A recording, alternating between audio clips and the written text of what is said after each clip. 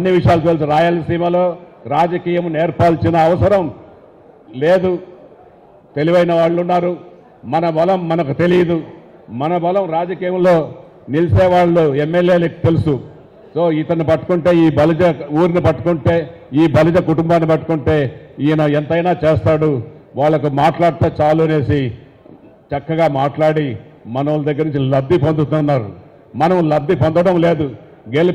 ఓట్లు వేసేంత వరకు మనము వేస్తాం, మళ్ళా మనకెందుకులే మన పని మనం చేసుకుంటామనేసి ఉండిపోతాం. ఆసక్తి ఉన్న ప్రతి ఒక్క బలిజ సోదరుడు గ్రామ స్థాయి నుంచి నియోజకవర్గ స్థాయి నుంచి మీరు ఎదగేదానికి అవకాశాలు ఇప్పుడు మన నాయకుడు జనసేన పార్టీ అధ్యక్షులు పవన్ కళ్యాణ్ గారు ఉన్నారు. మీరు ఇప్పుడు 21 గెలుచుకున్నాం, రేపు ఎన్ని కావాలంటే అన్ని తీసుకునే శక్తి ఆయనకు ఒక నమ్మకం వచ్చింది. మీరందరూ కూడా సమాయత్తం కావాలని. రాయలసీమలో 4 జిల్లాలు ఉన్నాయి. 4 జిల్లాలకు చేరి 52 మంది ఎమ్మెల్యేలు ఉన్నారు. ఒకే ఒక ఎమ్మెల్యే మీ అందరి తరఫున రాయలసీమలో బలిజ సోదరుడిగా తిరుపతి పుణ్యక్షేత్రంలో పవన్ కళ్యాణ్ గారు, వెంకటేశ్వర స్వామి ఆశీస్సులు, పవన్ కళ్యాణ్ గారి ఆశీస్సులతో తిరుపతికి పుణ్యక్షేత్రానికి రావడం చాలా సంతోషంగా ఉందనేసి కూడా భావిస్తున్నాను. ఖచ్చితంగా కూడా మీకు తిరుపతిలో 4 నియోజకవర్గాల్లో ఒకరే ఉన్నాము కాబట్టి ఏ అవసరం ఉన్నా, ఏ ఒక్క పనున్నా మీరు చెప్పండి సోదరులారా.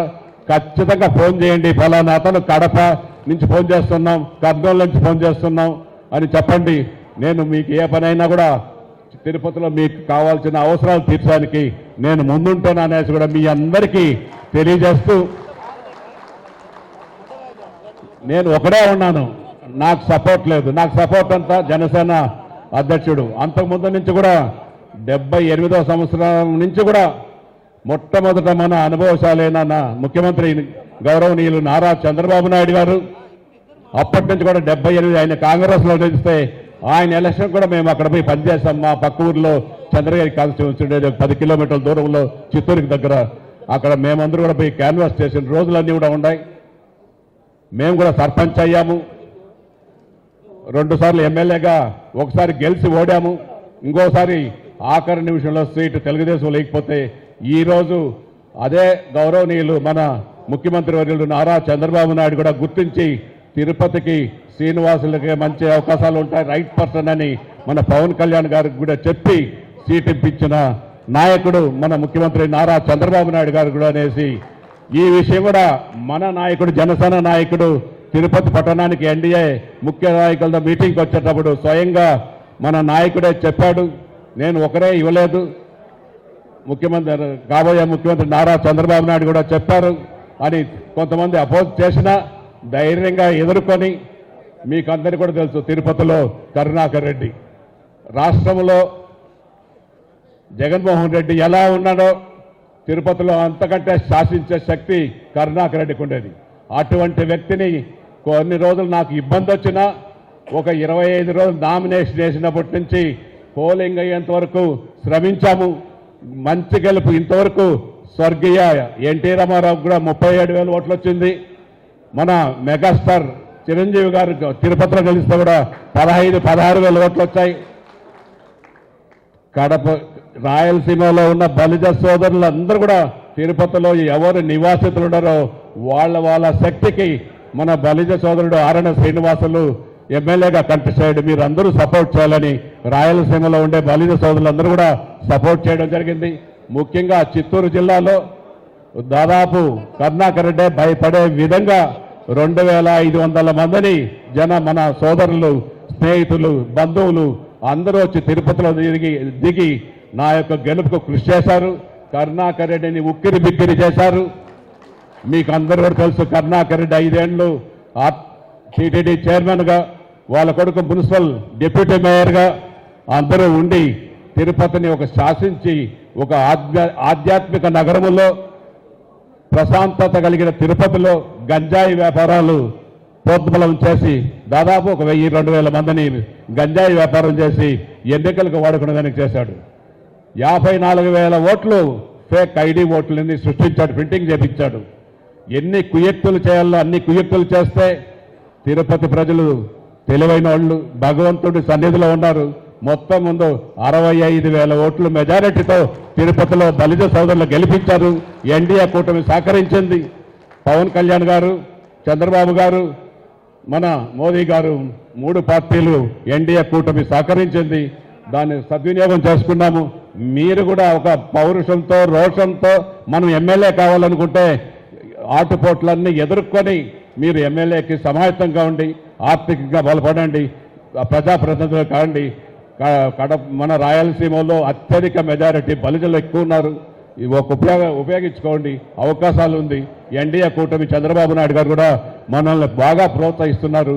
మన ఉప ముఖ్యమంత్రికి ఏది చెప్తే అది చేసే దిశగా ముఖ్యమంత్రి అడుగులేస్తున్నారు. కాబట్టి మన నాయకుడు కూడా అనుభవశాలి అవసరమని నిర్ణయాలు తీసుకున్నాడు. మనం కూడా ఎన్డీఏ కూటమి తెలుగుదేశం పార్టీ నాయకులు ఎక్కువ మంది ఎమ్మెల్యేలు ఉన్నారు. 51 మంది 50 మంది దాకా ఉన్నారు. వీళ్ళని సద్వినియోగం చేసుకోండి. ఓట్లేసి గెలిపించాం, సద్వినియోగం చేసుకోండి మీ అవసరాలకు. ఏదైనా లేదనుకుంటే మన మంత్రివర్యులు కందుల దుర్గేష్ గారు ఉన్నారు, నాదెండ్ల మనోహర్ గారు ఉన్నారు. ఇంకా ఏదైనా అవసరమైతే హరిప్రసాద్ గారు పార్టీ ఆఫీస్లో ఉంటారు. మరలా మన నాయకుడు జనసేన పార్టీ అధ్యక్షులు పవన్ కళ్యాణ్ గారు ఉంటారు. మనకు న్యాయం జరుగుతుంది అనేసి మీ అందరికీ తెలియజేస్తూ ఒక నమ్మకం వచ్చింది. ఇంతే కాదు, మహారాష్ట్రలో పోతే అక్కడ 9 ప్లేస్లలో క్యాన్వాస్ వేస్తే ఈరోజు ప్రపంచం మొత్తం మన పవన్ కళ్యాణ్ గారిని చూస్తున్నారు. ఏమిటి 21 మంది ఎమ్మెల్యేలు, 2 ఎంపీలు రాష్ట్రంలో గెలిపించుకొని రికార్డు బద్దలు కొట్టాడు. ఈరోజు మహారాష్ట్ర పోతే ఆడ క్యాన్వాస్ చేసిన చోట అన్నింటిలో ఎమ్మెల్యేలు గెలుపొందడం జరిగింది. ఇటువంటి నాయకుడు మనకు అవసరం.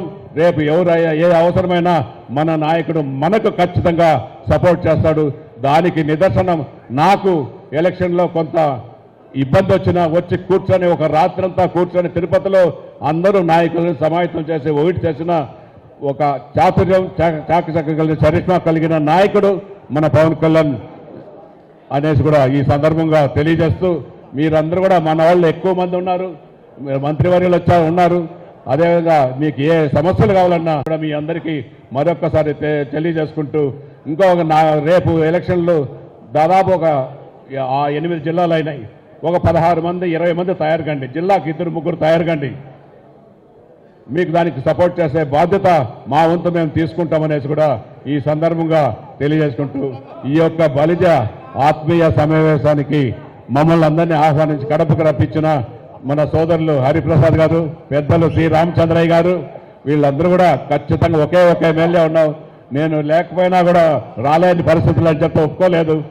రాత్రి హైదరాబాద్ పోయితే మళ్ళా రాత్రే ట్రైన్లో వచ్చి ఇక్కడ దిగడం జరిగింది.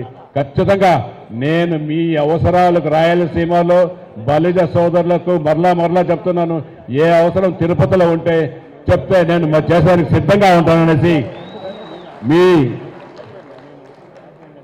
మీ సేవకుడిగా ఉంటాననేసి మరొకసారి జై బలిజ, జై బలి, జై పవన్ కళ్యాణ్, జై పవన్ కళ్యాణ్, జై పవన్ కళ్యాణ్, జై చంద్రబాబు నాయుడు గారు, జై చంద్రబాబు నాయుడు గారు. Okay, thank you.